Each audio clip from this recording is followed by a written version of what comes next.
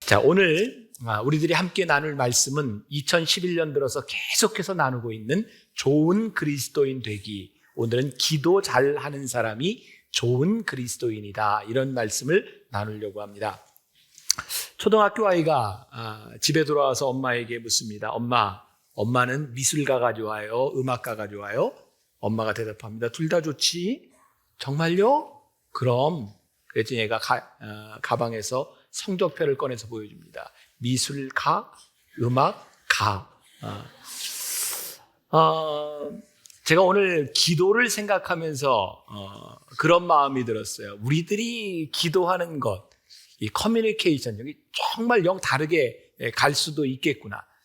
우리가 지난주에도 그런 얘기했죠. 돈을 잘 쓰는 사람과 돈을 잘 쓰는 사람 차이를 구별하자. 근데 기도 잘하는 사람이 있고 기도 잘하는 사람이 있어요. 의미가 와 닿으세요? 말을 청산유수처럼 잘해서 아유 기도 잘하네.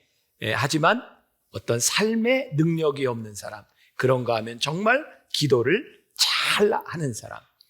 이게 습관적인 기도, 이런 기도를 우리 주님께서는 중언부언하는 기도다 이렇게 말씀하셨죠. 사도 바울은 그의 편지 가운데서 디모데에게 이런 말을 합니다. 경건의 모양은 있으나 경건의 능력을 부인하는 자가 되지 말아라. 우리들이 기도하는 사람을 보면 저 사람은 정말 능력이 있구나, 저 사람은 신앙심이 참 좋구나 라고 생각하지만 실제 기도에 능력이 있는가? 우리들이 기도하며 하나님의 뜻을 구하지 아니하고 하나님의 뜻을 바꾸려고 하지는 않는가? 우리들이 기도하면서 하나님의 인도하심과 도우심을 구하지 않고 기도하면서 늘 내 맘대로 살아가려고 하는 것은 아닌가? 기도하지만 늘 정욕적이고 기도하지만 늘 욕심이 있고 기도하지만 늘 시기와 분냄과 질투가 그대로 존재할 때, 기도하지만 우리의 욕심을 여전히 도모하고 있고 기도하지만 인격의 변화가 일어나지 않고 내 옛적 자아가 그대로 살아있고 기도하지만 용서하지 않고 기도하지만 사랑하지 않고 기도하지만 생각이 바뀌지 않을 때에 우리가 그것을 정말 능력 있는 기도라고 말할 수 있을까?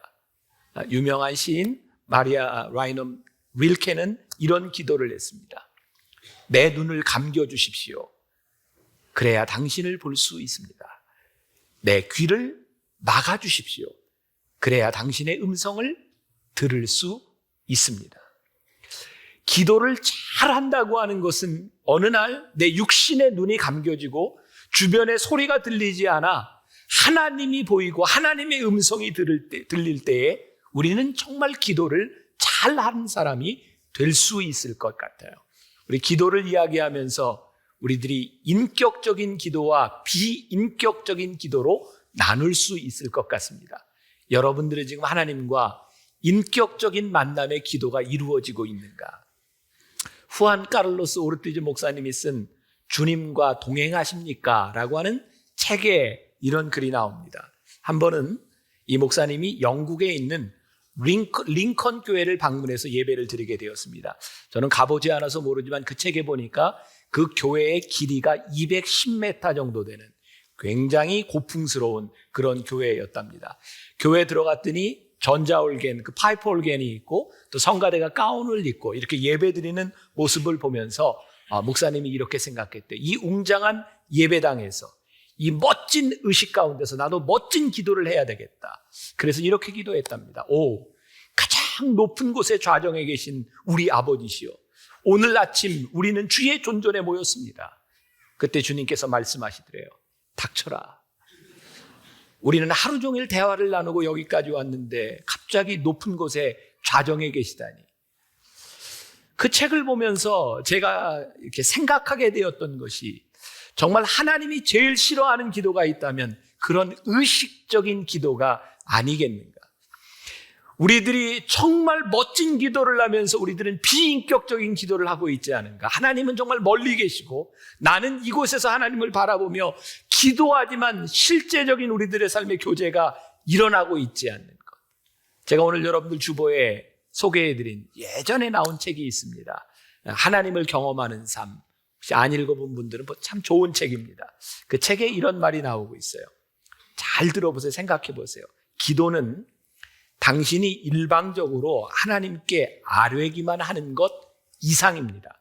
기도는 듣는 것도 포함됩니다. 사실 하나님이 기도 중에 말씀하시는 것이 당신이 말하는 것보다 훨씬 더 중요합니다. 기도는 관계성이지 종교 활동이 아닙니다. 기도는 하나님을 당신에게 조정하도록 고안된 것이 아니라 당신을 하나님께로 조정하도록 계획되어 있습니다. 하나님은 당신의 기도를 필요로 하지 않습니다. 그러나 하나님은 당신이 기도하기를 원하십니다. 기도하는 중에 하나님이 당신의 인생에서 당신의 인생을 통해서 무엇을 하기 원하시는지를 알기 위해 기도가 필요합니다. 기도는 하나님에게 필요한 것이 아니라 여러분들이 기도하면서 여러분들이 깨닫기 때문에 기도가 필요한 것입니다. 유명한 실존주의 철학자 킬케골은 이런 말을 했습니다. 기도는 하나님을 변화시키는 것이 아니라 사람을 변화시키는 것이다. 그런데 우리는 끊임없이 하나님을 변화시키려고 노력합니다. 내 뜻을 관철시키려고 우리는 끝까지 매달려 기도하는 것 같습니다. 기도는 하나님께 일방적으로 우리의 뜻을 아뢰는 것이 아니라 기도하고 난 다음 하나님의 음성을 들을 때 순종을 포함하는 것이 기도입니다. 돌아가신 김우영 목사님이 가끔 그런 얘기 하셨죠? 졸릴 때는 뭐 하라는 신호다? 졸릴 때는 자라는 신호고 잠이 안 올 때는 기도하라는 신호다. 참 멋있지 않아요? 참 저희 아버지지만 어떻게 그렇게 멋진 말을 하셨을까? 졸릴 땐 자세요. 잠이 안 올 때는 기도해라. 오늘 제가 새벽 3시 10분에 일어났어요. 뭐 했을까요? 기도했어요. 어머니 기도실에 가서 이제 기도하는데, 어머니 기도실에 안 가본 사람들이 있죠. 우리 교회 1층에 있는데, 손 들라고는 안 할게요. 어머니 기도실에 안 가보고요, 만나 교인이라고 얘기하지 마세요. 꼭 한번 들려보세요. 어머니 기도실 자그마한 공간이지만 카타콤을 상징해서 그렇게 만들어 놓았고, 거기에 들어가면 차분하게 어둡게, 그러나 거기에 십자가가 쫙 들어와 있어요. 제가 오늘 기도하면서 하나님, 정말 하나님의 말씀을 제가 듣고 싶습니다. 하나님이 저에게 말씀하시는 음성을 듣고 싶습니다. 그러면서 십자가를 보면서 묵상했어요. 우리들은 하나님께 참 많은 것을 이야기하지만 하나님의 음성을 들으려고 하지 않는 것 같아요. 그래서 기도를 참 많이 하지만 기도하는 시간만큼 우리들에게 하나님의 역사를 이렇게 경험할 수 있는 일들이 일어나지 않는 것 같아요. 저는 오늘 기도를, 오늘 본문 말씀을 통해 전적인 위탁, 하나님께 위임하는 것이 기도다, 이렇게 생각해 보았어요. 오늘 본문 말씀에 너의 행사를 여호와께 맡기라, 그리하면 내가 경영하는 것이 이루어지리라 라고 말씀하고 있어요. 기도한다는 것은 우리들의 모든 것을 하나님께 맡기는 것을 의미합니다. 우리 삶의 일부분을 맡기는 것이 아니라 우리들의 삶의 전적인 영역을 하나님께 맡기고, 하나님, 우리들이 이렇게 맡겼으니 하나님 제 인생을 경영해 주세요 라고 하는 것이 기도입니다. 우리가 무엇을 필요로 하기 때문에 간구하는 것은 온전히 맡기는 게 아닙니다. 우리가 무엇을 필요로 하지 않을 때에도 늘 우리의 삶 가운데서 실제적인 인격적인 만남을 갖고 살아가는가. 이 맡긴다라고 하는 말이 그 영어 성경 표현에 보면 이렇게 돼 있어요. Commit to the Lord whatever you do. 내가 무엇을 하든지 주님께 commit, 이렇게 위임해 보아라. 그러면 하나님께서 너희의 행사를, 너희의 경영을 이루시리라. 자, 이 문장이 둘로 나눠져 있죠. 하나님께 맡기라고 하는 말과 그리고 모든 것이 이루어지리라. 여러분들은 되게 기도하면서 어디에 초점을 두세요? 대부분의 사람들은 기도하면 모든 것이 이루어지리라, 여기에 초점을 두고 우리들이 기도합니다. 그런데 기도가 늘 이루어지지 않는 거예요. 기도하면 이루어진다고 했는데 이루어지지 않는 이유는 뭔지 아세요? 우리들이 맡기지 않았기 때문입니다. 우리가 맡긴다고 하는 것은 무엇을 의미하냐면 우리가 기도하는 내용, 그리고 우리가 기도한 다음에 그 결과까지도 하나님 앞에 온전히 맡긴다는 겁니다. 기도하고 그 결과조차도, 우리의 기대조차도 하나님께 맡기면 모든 것이 이루어지는 것을 우리들이 경험하게 될 터인데, 오늘 말씀을 묵상하며 정말 흥미로운 것은 우리의 삶을 전적으로 맡기고 하나님 앞에 기도하면 우리가 생각하는 결과가 아니라 하나님께서 온전히 내 삶을 경영하리라고 하는 것을 우리들이 믿으며 맡기면 우리의 인생이 흥미로워집니다. 왜? 나는 기도하지만 그것을 이루시는 하나님의 역사가 어떻게 이루어질까?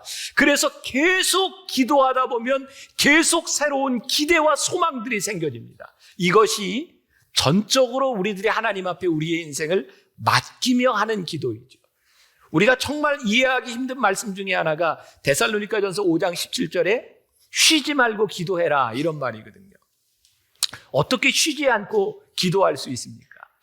여러분들이 상식적으로 생각하는 기도를 생각하면 이 말은 절대로 이해가 되지 않습니다. 왜냐하면 여러분들의 기도의 대부분은 어떤 기도를 하고 있냐면 하나님께 늘 청원하는, 하나님께 바라는 기도를 하고 있기 때문입니다.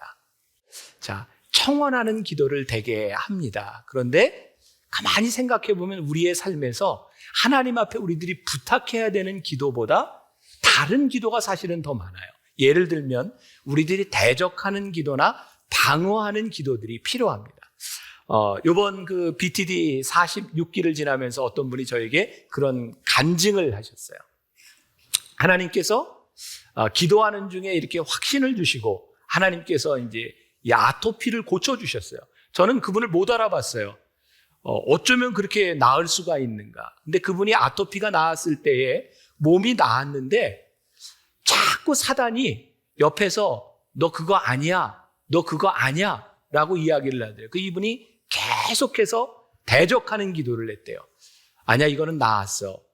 예수님이 고쳐주셨어. 이렇게 대적 기도를 하면서 어느 날 그 자기 속에 있던 사단이 이렇게 물러나는 것을 이렇게 경험을 하게 되었다 그래요.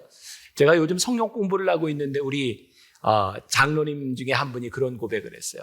정말 장로처럼 그렇게 살아가고 싶은데 그게 잘 안 된대요. 특히 어느 때 장로로서의 이런 품위가 떨어지냐면 운전하고 가다가 갑자기 차가 껴들면 이게 막 그래요. 그래서 그 장로님이 결심을 했대요. 차가 딱 끼어들고 화가 나면 문을 쫙 열고 축복합니다, 축복합니다. 그리고 막 얘기하기 시작했대요. 축복합니다 라고 했더니 욕이 안 나오더라는 거예요. 사실 우리들의 삶에는요, 우리들이 대적해야 되는 부분들이 훨씬 더 많이 있어요. 여러분들 졸릴 때 그냥 졸아야 오라요. 졸지 않기 위해서 우리들이 대적하는 것이 우리들에게 필요해요. 늘 졸릴 때 졸고 화날 때 화내고 그렇게 분노 있을 때 터뜨리고 살아간다면 어떻게 우리들이 기도하는 사람이 될 수 있어요. 그래서 우리들은 하나님 앞에 청원하는 기도도 중요하지만 사실 우리들의 삶의 영역 가운데 대적해야 되는 기도들이 훨씬 더 많이 있어요. 우리 크리스찬들 중에 나는 원래 이래, 원래 이런 사람이야 라고 얘기하는 사람처럼 비신앙적인 사람이 없어요. 우리가 인격적인 하나님을 만나고 인격적인 하나님 앞에 기도한다면 내가 살아가고 있는 내 삶의 태도가 바뀌어야 되고 내 인격이 바뀌어져야 하나님과 우리들이 올바로 하는 기도가 되는 거죠. 하나님의 음성을 듣는 것, 그것이 기도이기 때문에 기도는 대화입니다. 저는 새벽에 늘 와서 기도하는 분들 보면서 기도의 내용이 바뀌지 않는 것을 보면 마음 아플 때가 참 많이 있어요. 기도하는 것이 참 귀하기는 한데 하나님 앞에 인격적인 기도와 하나님 앞에 우리들이 전적인 위임하는 기도를 한다면 기도가 필요 없는 것이 아니라 오늘 한 기도와 내일 한 기도의 내용이 바뀌어져야 되지 않겠는가. 기도하며 하나님과 인격적인 만남이 맺어진다면 하나님께서 우리들의 삶에 역사하시는 것 때문에 어제보다 오늘 더 다른 믿음을 가지고 하나님 앞에 기도해야 될 터인데 그런 인격적인 기도가 이루어지지 않는 거예요. 왜? 늘 하나님 앞에 내가 기도하고 하나님의 음성을 들으려고 하지 않기 때문입니다. 오늘 여러분들에게 이런 의문이 생깁니까? 그러면 어떻게 하나님의 음성을 우리가 들을 수 있습니까? 요한복음 10장에 보면 양은 목자의 음성을 안다 그랬어요.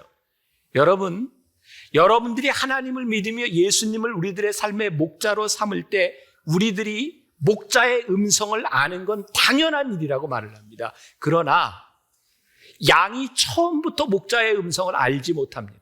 양은 그를 지키는 목자와 함께 살아가며 여러 소리 가운데 목자의 음성을 구별하기 시작합니다.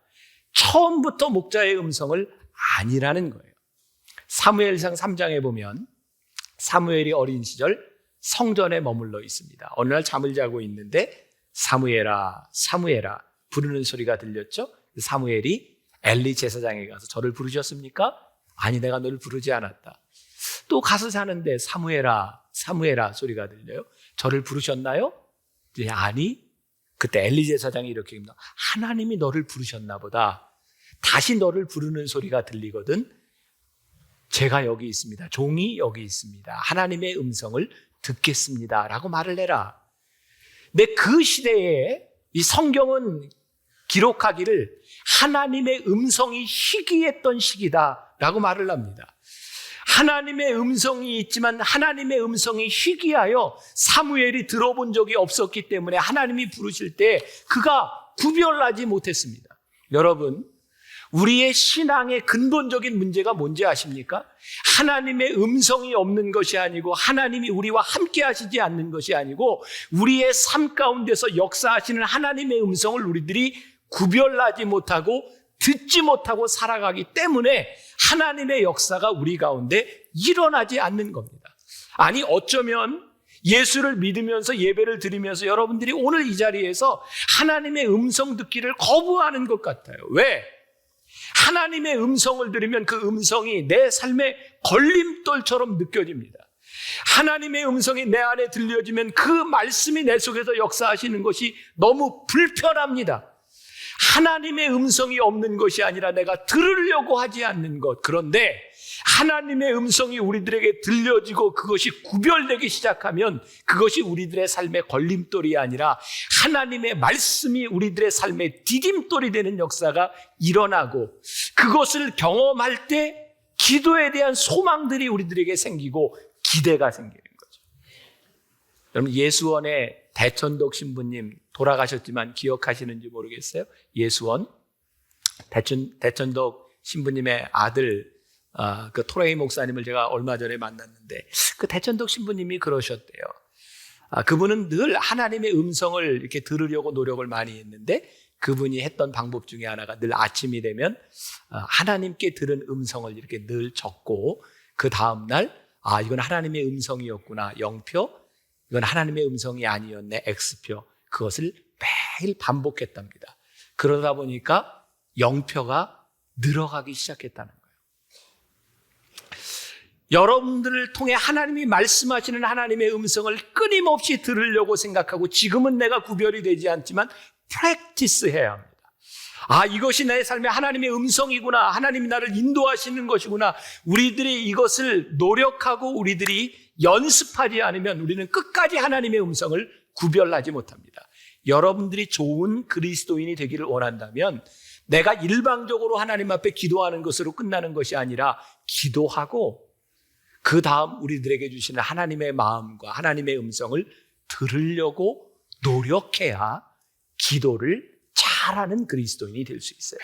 기도가 하나님께 전적으로 맡기는 것이라면 기도의 주도권은 나에게 있는 것이 아니라 전적으로 하나님께 있는 겁니다. 그러나 기도하지 않는 사람은요, 하나님께 있는 이 권한을 우리들이 경험하지 못해요.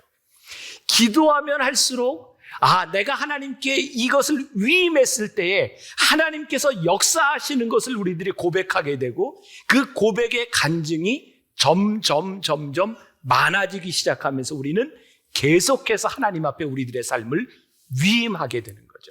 그래서 올바른 기도를 하면 우리들이 점점 하나님 앞에 가까이 가게 됩니다. 저는 요즘 다른 건 모르겠지만 제 삶에서 늘 하나님 앞에 그런 물음을 던진다는 거예요. 하나님, 맞습니까? 그리고 분명한 것 중에 하나는 내 성질이 날 때 내가 바로 행동하면 내 성질이 나는데 그 순간에 하나님께 물으면 하나님이 조금 자제시키신다는 겁니다. 내가 하고 싶은 내 육체의 소욕을 거스리는 하나님의 영적인 소욕들이 내 속에서 말씀하신다는 겁니다. 그래서 기도하는 사람은 늘 우리를 인도하시는 하나님의 음성을 들으려고 해야 되죠. 로마서 8장 26절과 27절 말씀 우리 한 목소리로 봉독해 보겠습니다. 이와 같이 성령도 우리 연약함을 도우시나니 우리가 마땅히 기도할 바를 알지 못하나 오직 성령이 말할 수 없는 탄식으로 우리를 위하여 친히 간구하시느니라. 마음을 살피시는 이가 성령의 생각을 아시나니 이는 성령이 하나님의 뜻대로 성도를 위하여 간구하심이니라. 우리가 연약해요. 그래서 우리가 마땅히 빌 바를 알지 못할 때도 있는데 누가 알아요? 성령님이 아세요.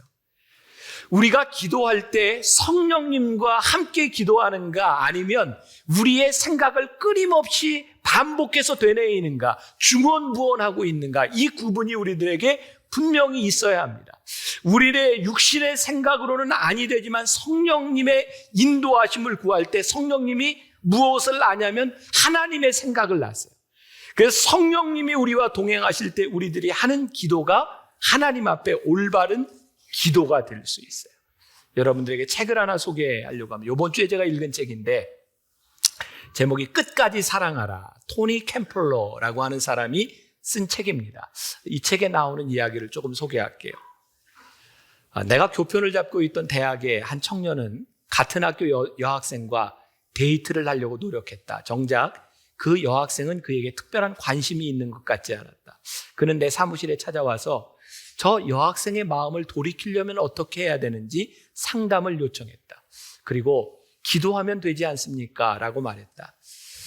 어쨌거나 기도는 능치 못할 일이 없으니까 그는 자신의 노력에 내가 동참해 주기를 바랬다. 성경에 의인의 간구는 역사하는 힘이 큼이라라고 하는 말씀 때문에 이 청년이 나를 의인으로 생각하고 있구나 하는 생각에 잠시 우쭐한 기분이 들었지만 그렇다고 말도 안 되는 그의 계획을 따를 수는 없었다. 대신에 나는 그가 하나님의 뜻에 순복하고 있는지 아니면 어떤 형태로든 자신의 사적인 바람들을 채우기 위해 하나님께 압력을 행사하려고 하는지 청년에게 물었다.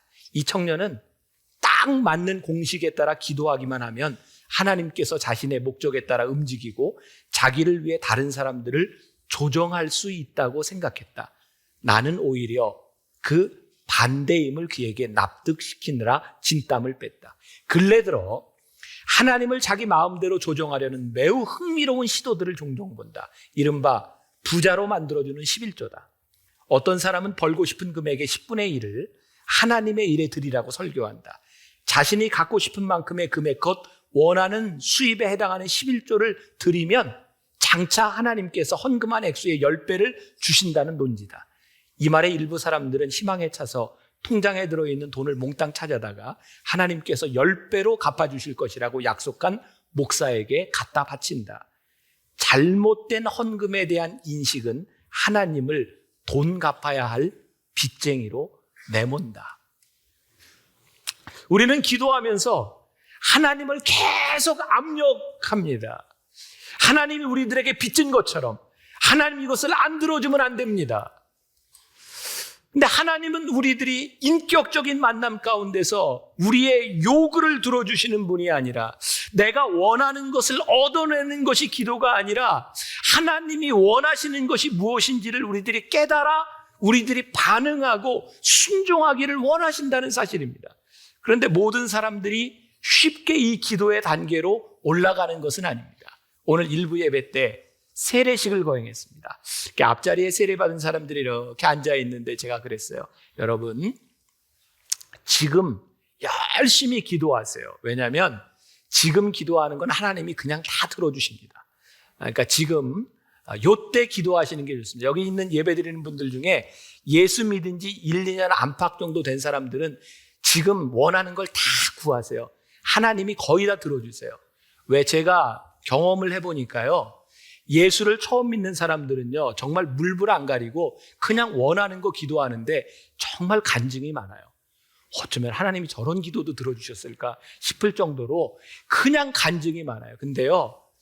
저는 그럴 수밖에 없는 게 하나님이 그때 그 기도 안 들어주시면 삐져가지고요. 하나님 떠날까봐 그때 하나님을 신뢰하도록 그때 붙잡아 놓으세요. 마치 우리 어린 아기들이 부모님께 그냥 마구잡이로 요구할 때 들어줄 수밖에 없는 것처럼 왜 이건 이해가 안 되거든요. 이건 혼내도 안 돼요. 인격적인 관계가 안 되는 거예요. 그러니까 그때는 기도를 들어주세요. 그리고 네가 내가 누구인지 알았으면 좋겠다. 그런데 어느 시점이 되면 하나님께서 우리의 기도를 그대로 들어주시는 것이 아니라 우리들에게 물으세요. 네가 나를 사랑하니? 지금까지는 네가 원하는 것, 네가 그렇게 이야기하고 네가 원하는 것, 그거 받으려고 그렇게 노력했는데 이제는 네가 나를 사랑하니? 어느 날 우리 자녀들을 바라보면서 무조건 자녀들의 소원을 들어주는 것이 아니라 이제는 너희를 향한 내 마음, 부모의 마음을 너희들이 알았으면 좋겠고 그 마음을 따라 너희들이 행동했으면 좋겠고 그 모습을 바라보며 그래 네가 이제 철이 들었구나 라고 부모님이 생각하는 것처럼 하나님께서 어느 순간부터인가 우리들에게 물으시는 게 있어요. 네가 나를 사랑하니? 우리들이 예수를 처음 믿을 때 우리들의 생존의 문제, 우리 믿음의 문제 그것이 중요했지만 이제 하나님께서 우리들에게 이제는 그 단계를 좀 뛰어넘어서 너와 나와 인격적인 만남을 좀 가졌으면 좋겠다. 저는 오늘날 이 한국 사회와 이 교회를 바라보며 정말 철저하게 깨닫는 것이 60년대, 70년대, 80년대까지 우리 한국 교회에 가장 큰 기도 제목이 있었다면 그것은 축복이었다. 왜? 이것은 생존에 대한 문제였고 어려움, 경제적인 어려움 가운데서 이 문제를 해결하지 않으면 안 되는 우리들에게 이 물질의 축복에 대한 문제는 생존의 문제였고 하나님은 그 기도를 우리들에게 들어주셨지만 이제 하나님께서 우리들에게 요구하시는 것은 생존에 대한 문제가 아니라 인격적인 관계와 우리들의 삶에 대한 문제를 우리 교회에 묻고 계시다는 거예요. 그런데 아직까지도 이 한국 교회와 우리의 신앙이 이 생존의 문제에서 벗어나지 않고 있다고 하면 하나님이 어떻게 우리를 쓰실 수 있겠는가? 이제 우리의 신앙이 인격의 차원으로 올라가야 하지 않겠는가? 언젠가 제가 영성훈련을 마치고 돌아오는데 우리 권사님 한 분이 그런 얘기를 했어요. 목사님, 제가 이번에 돌아와서 그 계획하고 있는 일이 있는데 이번에 이거 잘 되면 제가 교회를 하나 짓고 싶습니다. 중국에. 그리고 얼마 지나지 않아서 그분이 저에게 이런 얘기 하더라고요. 목사님, 제가 참 잘못 생각한 것 같습니다. 그게 하나님께서 저에게 주신 사명이라면 제가 여기에 사업에 성공을 하던 하지 않던 그것이 문제가 아닌데 하나님이 그거 깨닫게 하셨습니다. 근데 우리는 정말 수없이 많은 기도를 조건적으로 하고 있다는 거예요. 우리들에게 주어지는 사명과 옳은 것 그것이 아니라 나에게 이런 문제가 해결이 되면 내가 옳은 길을 가지만 이게 해결되지 않으면 안 간다는 거예요. 나에게 이런 정도의 돈이 생기면 이런 일을 할 수 있지만 없으면 이건 못한다는 거예요. 결국 우리들이 기도하지만 하나님과의 인격적인 만남과 인격적인 관계가 아니라 결국 우리들에게 가지고 있는 물질에 대한 문제들 이것이 해결되지 않으면 이루어지지 않는 것. 헨리나우에는 이런 기도의 태도를 가리켜서 산타클로스를 기다리는 아이들의 비유합니다. 크리스마스 때 아이들이 기다리는 것, 주님을 기다리는 것이 아니라 산타클로스의 선물을 기다립니다. 이거 뭔가 잘못됐다는 거죠. 제가 어렸을 때 저희 아버님은 집회를 매주 다니셨어요. 예전에는 월요일부터 토요일까지 부흥회를 했죠. 부흥회를 마치고 토요일 날 이렇게 돌아오시면 우리 사남매가 기다리는 게 아버지가 오시면 늘 가방을 먼저 들고 와서 가방을 열었습니다. 왜냐면 그때는 뭐 호텔에 있고 이런 게 아니라 가정집에서 이렇게 묵으셨는데 거기서 이렇게 간식을 주셨던 거를 우리 아버님이 꼭 싸가지고 오셨어요. 우리 사남매가 있으니까. 그럼 저희는 아버지가 이렇게 오시면 이렇게 가방을 늘 이렇게 받아가지고 왔어요.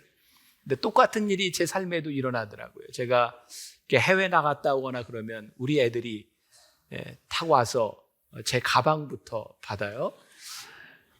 제가 우리 아이들한테 어렸을 때 그랬습니다. 너희들은 아빠가 좋냐, 선물이 좋냐? 그럼 애들의 대답은 둘 다요 라고 이야기하죠. 근데 애들은 가방과 선물을 이렇게 찾는데 제 아내는 선물에 관심이 없어요. 저한테 관심이 있어요. 여러분 그런 생각 해보지 않았어요? 하나님께서 기도하는 우리들이 하나님께 관심이 있는 것이 아니라 뭔가 선물에 관심이 있을 때 하나님의 마음이 얼마나 서운하시겠는가. 이게 어렸을 때는 이해가 되지만 우리의 신앙이 자라나면 하나님은 기도를 통해서 하나님과 우리들 사이에 인격적인 만남을 갖기를 원하세요. 그분을 만나고 그분을 만나는 것이 좋고 그분의 뜻을 알고 그분의 뜻을 따르기 위해서 기도하고 하나님 이 뜻을 행할 수 있도록 하나님 저에게 힘을 달라고 기도하는 우리의 기도를 들으시고 그리고 그 기도가 이루어질 때마다 하나님의 뜻은 하나님이 이루신다고 하는 그 믿음 가운데서 또 다른 하나님의 꿈을 우리들이 이야기하고 하나님의 꿈을 이루는 인생을 살아가며 내 능력이 아니라 하나님의 능력이 우리들의 삶 가운데 일어나는 것을 경험하며 기도할 때 우리들이 기대가 생기죠. 기도하며 여러분들의 삶에 실망하는 것이 아니라 기도하며 여러분들의 뜻이 이루어지지 않는 것 때문에 낙심하는 사람들이 아니라 기도하며 하나님의 뜻이 이루어지는 것을 바라보며 또 다른 소망을 가지고 살아갈 수 있는 것, 그것이 기도를 잘하는 사람의 모습, 좋은 그리스도인의 모습이 아니겠는가. 사랑하는 여러분, 여러분들이 나가서 살아가는 동안 여러분들이 기도하는 것들이 하나님께 바라는 기도로 끝나는 것이 아니라 쉬지 말고 기도하라고 하는 말씀이 순간순간 우리들의 삶에 인격적인 만남을 가지고 순간순간 우리와 함께 하시는 그런 관계 가운데 기도를 잘하는 그리스도인의 삶, 하나님의 꿈을 이루어드리는 기대가 넘치는 그런 그리스도인의 삶을 살아갈 수 있는 여러분들이 되시기를 주님의 이름으로 간절히 축원합니다. 오늘 이 자리에 나온 여러분들 한 사람 한 사람을 주님의 이름으로 축복합니다. 2011년 들어서 우리들이 계속해서 어떻게 하면 더 좋은 그리스도인이 될 수 있을까? Becoming a better Christian 이라고 하는 주제로 말씀을 나누고 있습니다. 특별히 몇 주 전부터 우리 교회 사역을 통해서, 꿈꾸는 사역을 통해서 우리가 어떻게 더 좋은 그리스도인으로 헌신할 수 있을까? 그리고 오늘 이 시간에는 무릎으로 중보하는 중보 기도자를 통해서 우리들이 어떻게 더 좋은 신앙생활을 할 수 있는가, 이런 말씀을 나누어 보려고 합니다. 몇 해 전입니다. 어떤 신학교 그 박사과정에 있는 학생들이 저희 교회를 방문하게 되었고, 제가 그 학생들에게 잠깐 강의를 할 기회가 있었습니다. 강의하는 중에 왠지 낯익은 얼굴이 한 사람이 있었습니다. 강의하는 중에 이렇게 질의응답 시간이 있었는데 그 학생이 저에게 이야기를 하더라고요. 25년 전, 이제 그때 벌써 몇 년 전이니까 저하고 같은 고등학교를 다녔던 같은 반 친구라는 이야기를 저에게 하더라고요.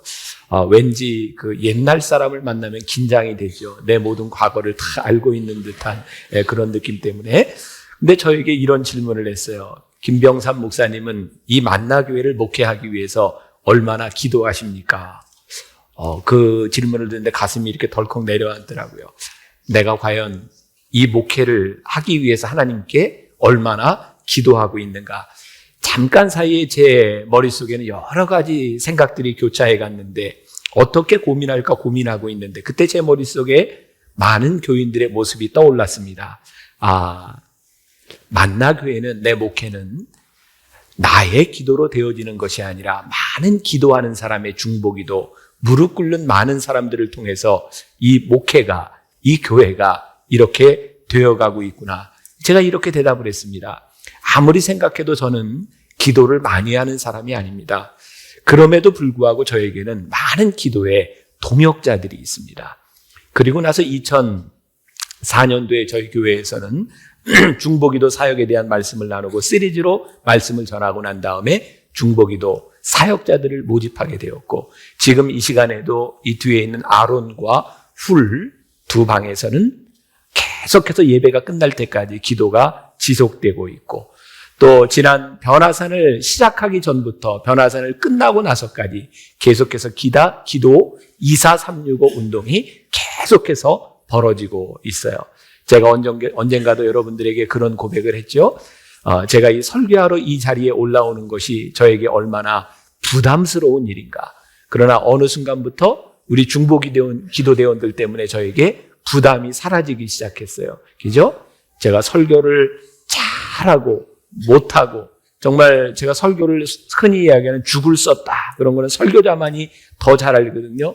나와서 담대하게 기도대원들한테 이야기할 수 있죠. 도대체 기도를 어떻게 했길래 내가 설교를 이렇게 하냐고. 왜? 지금 이 시간에도 중보기도하고 있는 사람들이 있기 때문에 오늘 우리들이 이런 예배를 드릴 수 있는 것이 얼마나 감사한 일인가. 요즘 TV를 보면, 기독교 TV에 이미 은퇴하신 조용규 목사님이 예전에 설교하시던 모습들이 나옵니다. 다른 나라에 가서 유창하게 영어로 설교를 하고 일본어로 설교를 하고, 목사인 제가 보아도 참 부럽습니다. 하나님, 왜 저는 저렇게 안 될까요? 근데 하나님이 쉽게 답을 주시더라고요. 너에게는 그런 은사를 주지 않았단다. 그래서 이게 안 되는 거구나.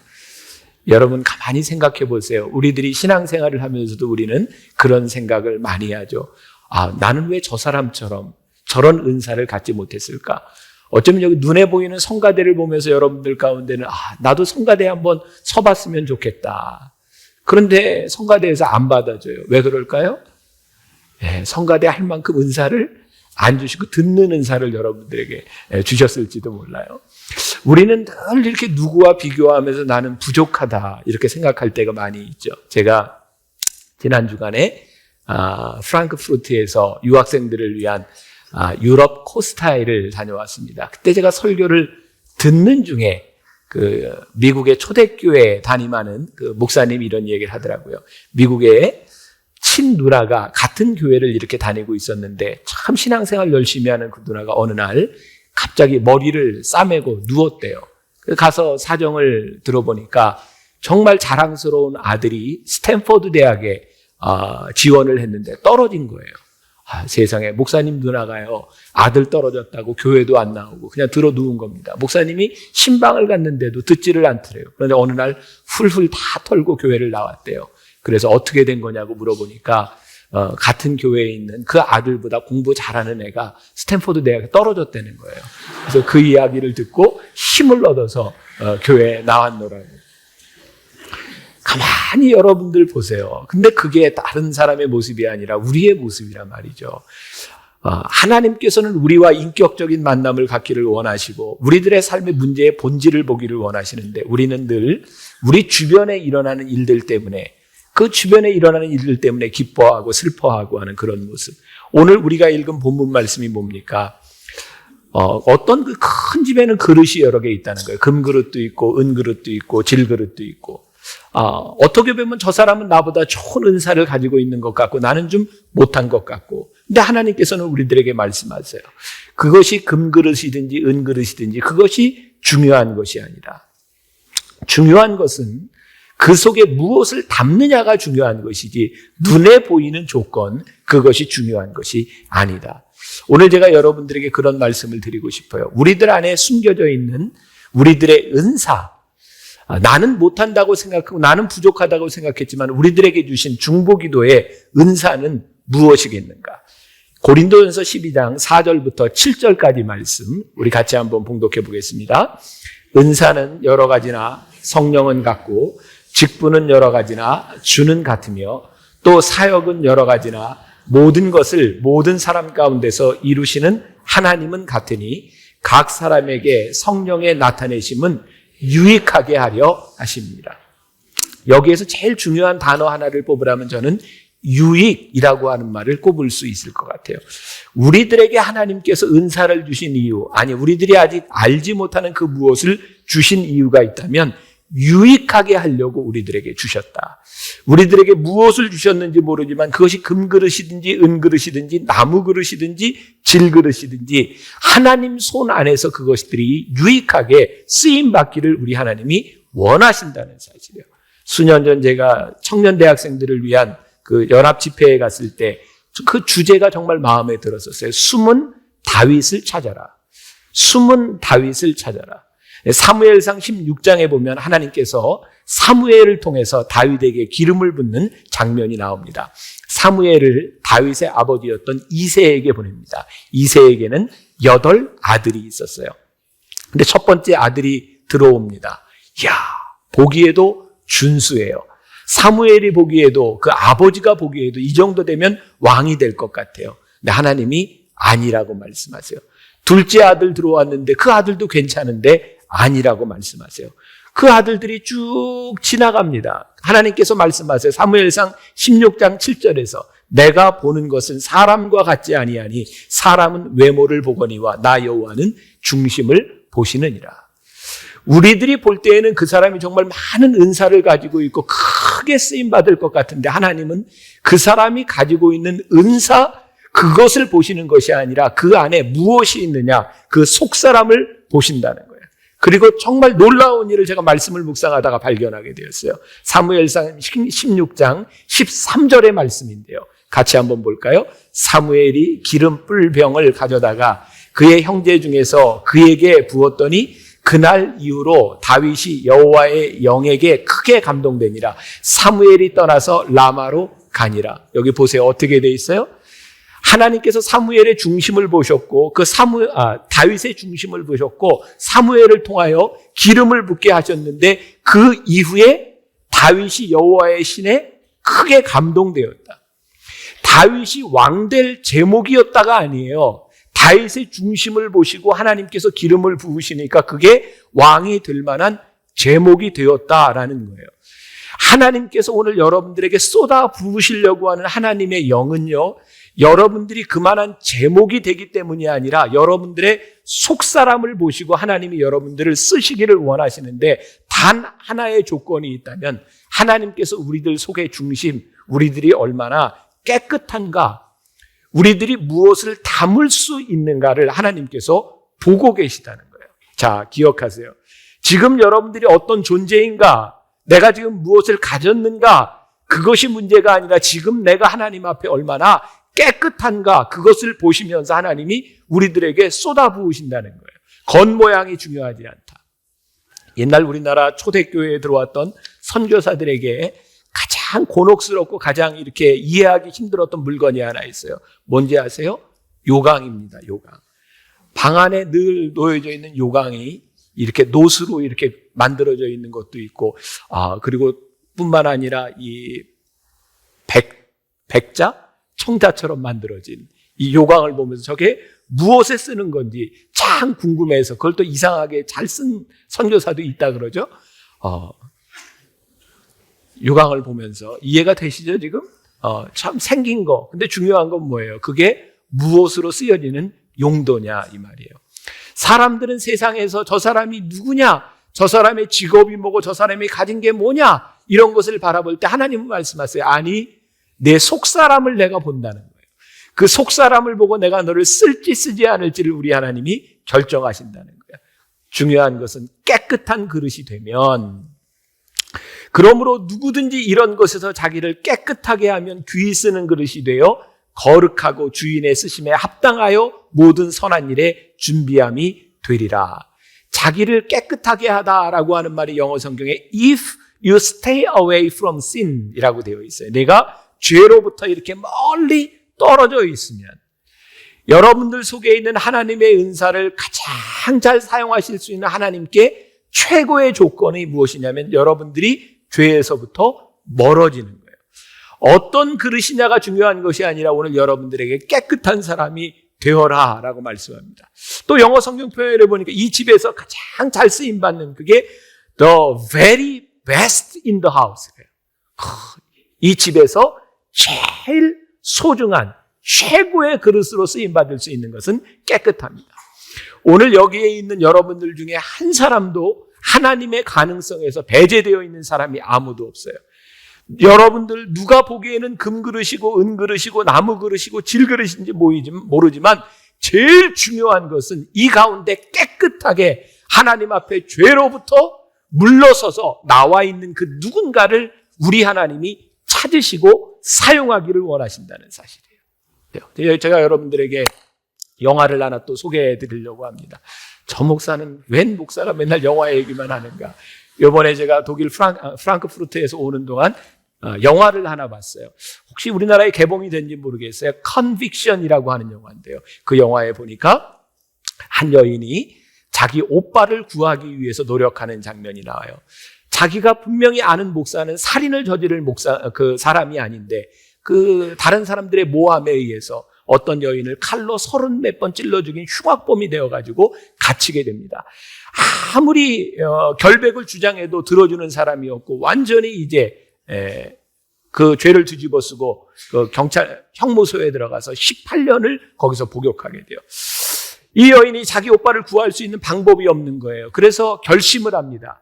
접시를 닦으면서 웨이트리스로 일하고 있던 이 여인이 내가 오빠를 구하기 위해서 변호사가 되어야 되겠다. 그래서 고등학교 공부부터 시작해서 매사추세츠 법대에 들어가서 변호사가 됩니다. 그리고 오빠를 구하는 장면이 나옵니다. 저는 그 영화를 보면서요, 참 귀하다. 무엇이 귀하냐? 그 여인의 마음속에 확신이 있는 거예요. 오늘 우리들에게 필요한 것이 뭐냐면 내가 지금 무엇이냐 이것이 중요한 것이 아니라 하나님께서 우리들에게 부어주시는 확신, 내가 무엇에 쓰임받을 수 있다고 하는 확신, 그것을 통해서 하나님께서 우리를 얼마든지 쓰실 수 있다는 거예요. 그런데 많은 사람들이 우리의 겉모습을 보면서 좌절하는 거죠. 많은 사람들이 우리들의 겉모습 다른 사람들과 비교하면서 나는 쓸데없는 존재라고 생각하는 거죠. 오늘 우리들 속에 있는 아직 개발되지 못한, 우리들이 사용하지 못하는 이런 중보 기도의 은사를 우리들이 어떻게 쓸 수 있는가?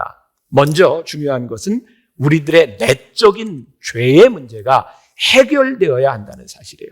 여러분, 우리들 속에 해결되지 않은 죄의 문제는 하나님과 우리들 사이를 가로막는 가장 큰 장애 요인이 됩니다.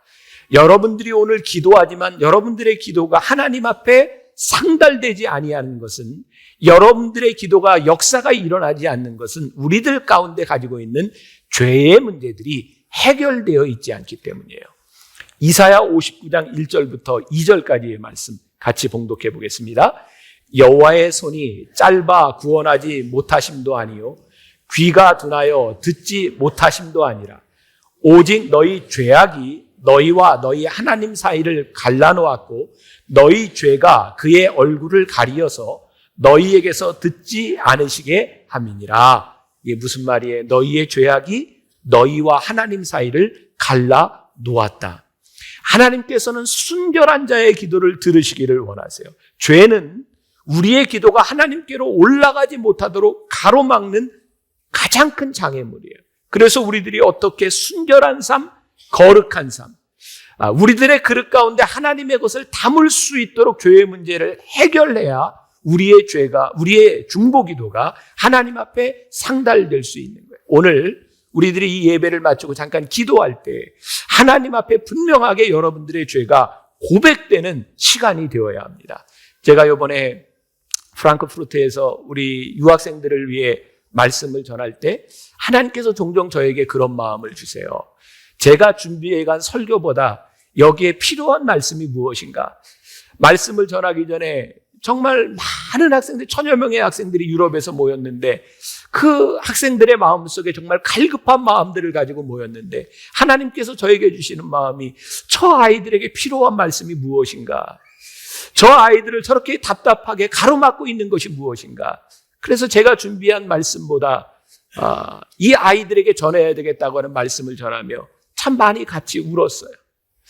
그리고 제가 중간중간 끝나는 동안 우리 학생들이 저를 붙잡고 손을 잡으며 하는, 목사님, 하나님께서 제 죄의 문제를 해결해 주셨어요. 하나님께서 제가 해결하지 못한 문제를 보게 하셨어요. 그러면서 눈물을 흘리는 학생들을 바라보면서 근본적으로 해결해야 될 이 문제가 해결되지 않으면 하나님께서 우리의 기도를 들으실 수 없구나. 여기와 연관되어서 중요한 문제 중에 하나는 우리들 속에 가지고 있는 쓴 뿌리에 대한 문제예요. 우리들이 하나님 앞에 나아가 기도하고 누군가를 위해 기도해야 되는데 우리의 마음의 상처와 우리의 쓴 뿌리들이 하나님 앞에 우리로 하여금 나아가지 못하게 할 때가 많이 있어요. 여러분 그런 경험들이 있으실 거예요. 가끔 깨어진 거울을 통해서 우리의 모습을 봐요. 깨어진 거울에 비춰진 우리의 모습은 일그러진 모습입니다. 깨어진 거울을 통해 보는 누군가의 모습은 일그러진 모습입니다. 올바른 모습을 볼 수 없어요. 여러분 우리의 마음이 깨끗해서 하나님을 바라봐야 되는데 우리들 속에 해결되지 아니하는 쓴 뿌리 때문에 우리들의 기도가 올바로 하나님 앞에 상달되어 가지 못하는 거예요. 언젠가 한 분이 저에게 상담을 요청해 왔어요. 결혼한 자녀 미워진 거예요. 자기 자식인데 더 미워진 건 그 결혼한 자녀의 배우자가 미워진 거예요. 그것 때문에 고민하는 거예요. 이분은 권사님이었고 교회에서 다른 사람들에게 상담을 해주는 분이었어요. 근데 그 문제를 가지고 저에게 찾아왔어요. 제가 그분에게 권사님에게 물었습니다. 권사님은 이런 문제를 가지고 찾아온 상담자들에게 어떻게 상담해 주시나요? 권사님이 이렇게 얘기해요. 용서하라고 얘기하죠. 근데 권사님은 왜 용서하지 않으세요? 제가 그렇게 얘기했을 때 그분이 목사님, 다른 사람에게 상담할 때는 그렇게 상담하는데 저에게 일어나는 일에 대해서는 크게 잘 되지 않아요. 그래서 괴로운 거예요. 오늘 우리들에게 답이 분명하지 않아요? 하나님께서 우리들 속에 있는 쓴 뿌리의 문제를 해결하라고 말씀하세요. 다른 사람의 문제가 아니라 내 속에 있는 이 쓴 뿌리에 대한 문제들이 하나님 앞에 해결함 받지 않고는 하나님 앞에 우리의 기도가, 우리의 중보기도가 상달될 수 없는 거예요. 히브리서 12장 15절에서 이렇게 말씀하세요. 너희는 하나님의 은혜에 이르지 못하는 자가 없도록 하고 또 쓴 뿌리가 나서 괴롭게 하여 많은 사람이 이로 말미암아 더럽게 되지 않게 하며. 오늘 여러분들 속에 있는 쓴 뿌리, 하나님 앞에 나아가지 못하게 하는 그 쓴 뿌리, 이게 오늘 하나님 앞에 제거되어야 하나님이 우리를 쓰실 수 있다. 또 하나, 우리 인격의 문제인 사랑에 기초하지 않은 중보기도는 많은 사람들에게 상처를 줄 수 있어요. 우리가 누군가를 위해 기도한다고 하면서도 우리는 누군가에게 상처 줄 때가 참 많이 있어요. 중보기도자에게 주시는 특권이기도 한데 누군가의 영의 상태를 바라보면서 기도하지만 그 사람들에게 우리들이 상처를 줄 때가 많이 있어요. 왜? 나에게는 사명이 있는데 그 사람을 향한 사랑이 없을 때에 그것이 얼마나 많은 상처를 줄 수 있는가. 그래서 고린도전서 13장에서 사랑이 없으면 아무것도 아니라 그랬어요. 우리의 몸을 내어 불사르게 내어준다 할지라도 너에게 사랑이 없다면 아무 유익이 없느니라고 말씀하고 있어요. 여러분들이 지금 누군가를 위해 중보하며 기도하고 있는데도 그 사람을 향한 사랑과 용서의 마음이 없으면 그 모든 기도가 아무 소용이 없다고 말씀하고 있어요. 어떤 집사님이 저에게 도움을 요청하며 상담을 해왔습니다. 이분은 중보기도를 열심히 하는 분이에요. 정말 그 누군가를 위해 열심히 중보하고 있는데 그 사람이 변하지 않는 거예요. 먹을 것이 생기면 싸들고 가고 전화가 오면 언제든지 가족들에게 미안하지만 전화를 늘 성실하게 받아주고 그러면서 이 집사님의 마음속에는 기대감이 생겼대요. 언젠가 불쑥 이 사람이 나에게 이런 이야기를 하게 될 거야. 집사님, 제가 하나님의 사랑을 깨닫게 되었어요. 하나님을 향한 원망의 마음이 아니라 감사의 마음이 들기 시작했어요. 그런 기대감을 가지고 있는데 아무리 해도 이 사람이 변하지 않는 거예요. 그러면서 점점 실망하게 되었고 기도에도 변하지 않는 것 때문에 그 사람을 포기하고 싶은 마음이 들었고 근데 어느 날 하나님께서 깨닫게 하신 것이 있다는 거예요. 내가 중보기도를 하면서 내가 얼마나 교만했는지 아냐. 내가 기도하면 그 사람이 변할 것으로 생각하고 네가 기도한 것만큼 기도해도 변하지 않는 그 사람을 바라보며 내가 상처를 받은 것이 내가 얼마나 교만했는지 아냐. 그것을 하나님이 깨닫게 하셨다는 거예요. 중보기도는 내가 기도하기 때문에 내가 기도한 것만큼 내가 노력한 것만큼 그 사람이 변화되는 것이 아니라 하나님께서 나에게 그 사람을 향한 사랑과 그 사람을 향한 사명을 주셨기 때문에 기도하는 것, 그것이 중보의 은사고 내가 기도하는 것인데 내가 기도한 것만큼 변하지 않는 것에 대해서 실망하고 있는 내가 얼마나 교만한지 그 모습을 보게 하셨다는 거예요. 여러분, 그런 생각하지 않아요? 예수님께서 우리를 바라보신다면 실망한 것으로 치면 얼마나 많은 실망을 하셨을까? 우리를 위해 중보하시는 예수님께서 우리의 모습을 보았을 때 조금 변하는 것 같다가 다시 돌아가 버리는, 하나님의 사람으로 살아가는 것 같다가 또 옛 모습으로 돌아가는 우리를 바라보면서 예수님이 얼마나 우리를 보고 실망하셨을까? 우리가 중보기도할 때 예수 그리스도의 심장으로 예수 그리스도의 마음을 가지고 우리들이 보지 않는다면 이 중보기도가 과연 가능한 일이겠는가? 오늘 여러분들은 누구를 위해 어떤 마음을 가지고 기도하고 계세요? 제가 분명히 믿는 것은 여러분들이 금그릇처럼 은그릇처럼 어떤 사람은 그렇게 큰 중보기도의 은사를 가지고 있는 사람이 아닐지라도 여러분들에게 누군가를 위해 기도할 수 있는 그 무엇을 하나님께서 여러분들에게 주셨다는 거예요. 여러분들이 누군가를 위해 중보하고 기도할 때 여러분들이 하나님의 쓰임에 합당한 그릇이 될 수 있다는 거예요. 그것이 금그릇이든 은그릇이든 그것이 중요한 것이 아니라 오늘 여러분들이 하나님 앞에 합당하게 쓰임받고 있느냐. 제가 군에 군목으로 있을 때 군정활동을 하면서 제가 인격지도 교육이라고 하는 걸 했어요. 병사들에게 찾아가서 인격지도 교육을 하면 제가 해야 되는 일이지만 병사들을 몇백 명 모아놓으면 거의 다 잠을 잡니다. 들으려고 하지를 않아요. 이 친구들을 깨울 수 있는 방법이 무엇인가? 병사들이 제일 좋아하는 게 휴가증입니다. 근데 저희 지휘관은 저에게 그런 활동을 할 수 있도록 잘 배려를 해줘서 제가 늘 주머니 속에 휴가증을 가지고 다녔어요. 그래서 제가 인격지도 교육을 가서 병사들에게 이 휴가증을 가지고 잠을 깨웠던 적이 참 많이 있습니다. 제가 요즘은 이렇게 좀 거룩해 보이지만 그 당시만 해도 젊은 시절이었으니까 거룩해 보이죠. 지금은. 근데 그때만 해도 이게 기타 치고 다니면서 제가 이렇게 뭐 직접 레크레이션도 하고 그랬어요. 제가 대학 다니던 시절에 YMCA에서 레크레이션 배워가지고 레크레이션 강사도 하고 대학 축제 때 가면 제가 춤도 가르쳐주고 그랬던 사람이거든요. 그러니까 이제 병사들 딱 있는 데 가서 기타 치면서 이제 뭐 그때는 뭐 가방을 둘러맨 뭐 이런 것도 유행할 때였으니 막 이렇게 하면서 좀 이제 주의를 이렇게 기울이게 하는데 그때 제일 좋은 게 뭐였냐면 휴가증을 하나 딱 꺼내는 거였어요.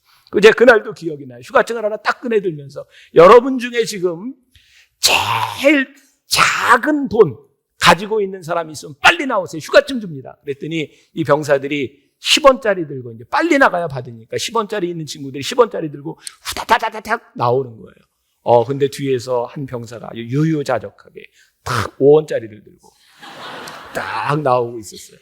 아니 5원짜리 참 쉽지 않잖아요. 그래서 그 친구에게 휴가증이 돌아가나 보다 그랬더니 저 뒤에서 쭈삣쭈삣한 병사가 나오는데요. 세상에 어디서 났는데 1원짜리 하나를 딱 가지고 나오는 거예요. 그래서 2등병이었어요. 갓 들어온 짝대기 하나. 그 친구에게 휴가증이 돌아갔어요. 그 다음 주일날이었습니다. 예배를 드리고 났는데 종종 병사들이 저에게 눈치를 보기 때문에 할 말을 못하고 편지를 쓰고 저에게 악수할 때 이렇게 쥐어주는 친구들이 있었어요. 한 친구가 저하고 악수하면서 저에게 편지를 하나 쥐어줬어요. 제 사무실에 와서 읽어보니까 그런 사연이었어요. 목사님, 그날 인격 지도를 할 때 2등병 친구가 1원짜리를 가지고 나왔는데 그 돈이 그 친구의 돈이 아닙니다. 옆에 있던 병장, 고참이 1원짜리를 가지고 있었는데 이 형제가 집에 가야 될 어려운 사정을 알았기 때문에 이 병장이 이 친구에게 1원짜리를 양보해 준 겁니다. 여러분, 군대에서 휴가를 누구에게 양보한다는 일이 결코 쉬운 일이 아닙니다. 그 이야기를 들은 김병삼 목사 가만히 있을 수 없잖아요. 그래서 그 편지를 가지고 지휘관에게 한 겁니다.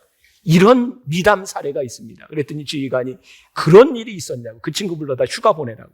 1원짜리 때문에 2명이 휴가를 가는 놀라운 역사가 일어났던 거죠. 여러분, 저는 그때요 그런 생각을 했어요. 정말 우리들이 주서져 땅에 들어가는 거 죽지도 않으려고 하는 그 1원짜리 때문에 두 사람이 휴가를 갈 수 있는 일이 일어날 수 있다는 게 이게 얼마나 놀라운 일인가. 중요한 것은 내가 어디에 필요한 때 쓰임받느냐 쓰임받지 않느냐에 대한 문제지 그것이 1원이고 10원이고 100원이고 1000원이고에 대한 문제가 아니라 하나님이 쓰시고자 원하실 때 내가 쓸 수 있는 그 무엇이 된다면 나는 정말 가치 있는 사람이 될 수 있겠다. 여러분들이 누군가와 비교해서 내가 부족하다, 이것은 별로 문제가 되지 않는 거예요. 하나님이 쓰시고자 하실 때 내가 쓰임받을 수 있는 준비가 되어 있는가? 그런 사람인가? 내가 하나님의 일하심의 목적이 분명한 사람인가? 올바른가? 합당한가? 하나님은 그것을 바라보시면서 우리를 찾고 계시다는 사실이에요. 오늘 여러분들에게 도전이 되었으면 좋겠어요. 여기에 있는 사람들 모두 어떤 한 사람도 하나님의 쓰심에 여러분들이 제외당하는 사람이 있는 것이 아니라 하나님께서 여러분들을 쓰시기를 원하신다는 사실. 그러면서 오늘 23절에서 이렇게 말씀하세요. 어리석고 무식한 변론을 버리고, 어리석고 무식한 변론을 버리고, 영어 성경에 무식한 변론이 이렇게 되어 있다고요. upset people. 사람들을 화나게 하는 일, make them angry. 마찬가지죠. 사람들을 이렇게 분노하게 하는 일, 이런 일들로 너희들이 하는 모든 것들을 벗어버리고 사람에 대하여 온유하여. 무식한 변론은 자기중심적인 거예요. 자기 지식에 근거한 거예요. 그래서 사람들을 화나게 해요. 여러분들이 중보하고 기도하는데도 생명력이 없어요. 왜냐하면 나 중심적이기 때문에 그래요.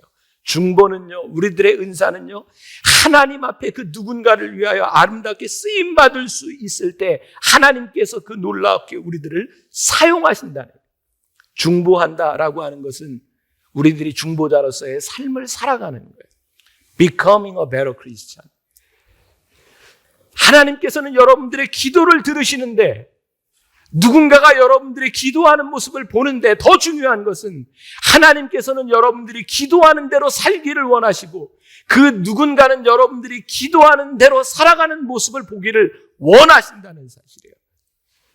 이번 유럽의 코스타의 주제가 그런 거예요. 세상을 바꿔라, 예수의 심장으로. 세상을 바꿔라, 예수의 심장으로. 제가 말씀 주제 특강을 준비하면서 이 말을 가지고 묵상하기 시작했어요. 세상을 바꿔라, 예수의 심장으로. 이게 무슨 말일까? 예수의 심장이라고 하는 것은 생명이고, 심장 때문에 우리들이 뛰고 숨을 쉰다고 생각한다면 예수의 심장으로 세상을 바꾸라고 하는 일은 우리의 삶을 통해서, 지금 우리들이 숨 쉬고 있는, 심장 뛰고 있는 우리의 인생을 통해서 세상을 바꾸라고 하는 이야기가 아닐까. 과연 우리들의 삶이, 내 가슴 속에 있는 이 뜨거움이 이 세상을 바꿀 수 있는 그 능력이 우리들에게 있는가? 일본의 성자라 불리우는 가가와 도요이코라는 분이 있습니다. 가가와 도요이코의 아버지는 정치인입니다. 시장이었고, 그의 어머니는 첩이었습니다. 기생이었어요. 나면서부터 이 가가와 도요이코는 그 본처의 자식들로부터 많은 학대를 당했고, 무시를 당했고, 배척을 당했고, 조롱을 당했어요. 왜 나는 이 땅에 태어나서 이런 대우를 받고 살아가는가?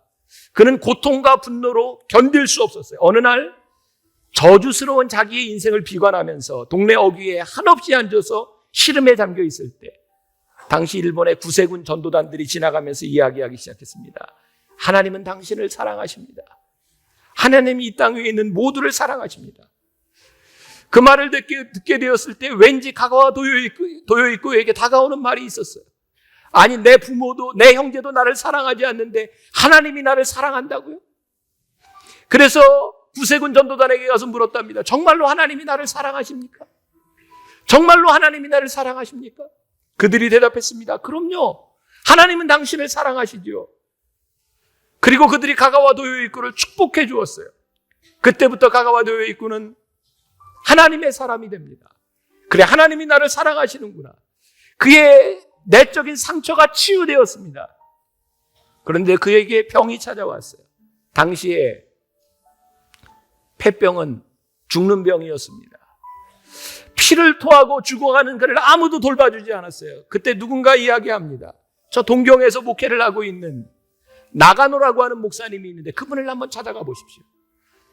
가가와 도요이코가 나가노 목사님을 찾아갔을 때 그 나가노 목사님의 교회는 개척한 지 몇 년이 되었지만 사람이 한 명도 없었어요.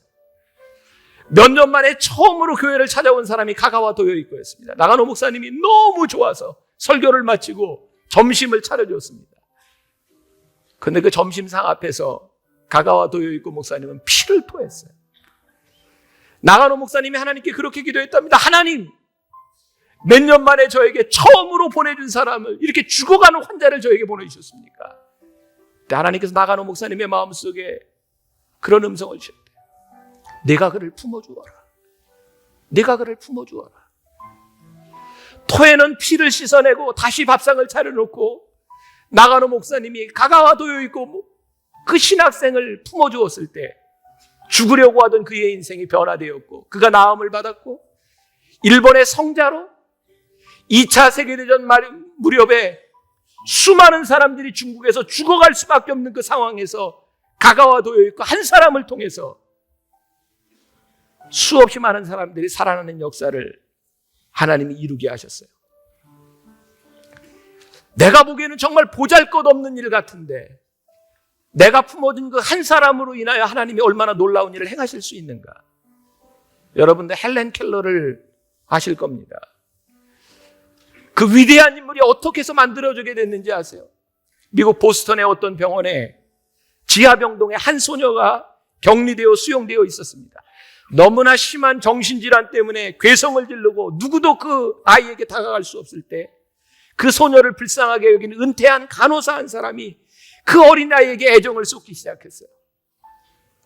매일 찾아가서 밥을 넣어주고 이야기를 하고, 그렇게 6개월이 지났을 때 이 소녀 아이의 마음이 열리기 시작했고, 인격적인 만남이 이루어지기 시작했고, 그렇게 치유받은 사람이 바로 헬렌 켈러의 선생님이었던 앤 설리반입니다.